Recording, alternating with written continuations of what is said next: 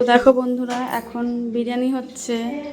মানে আন্টিরা বলেছে শেফের হাতে, মানে তোমাদের দাদাভাইয়ের হাতে বিরিয়ানি খাবে।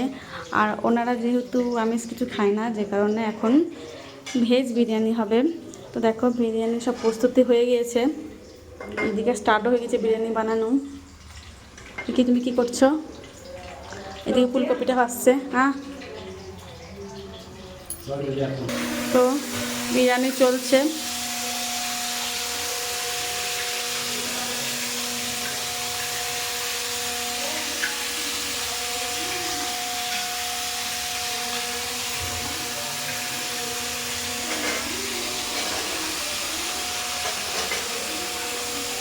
একবার তাকাও তুমি।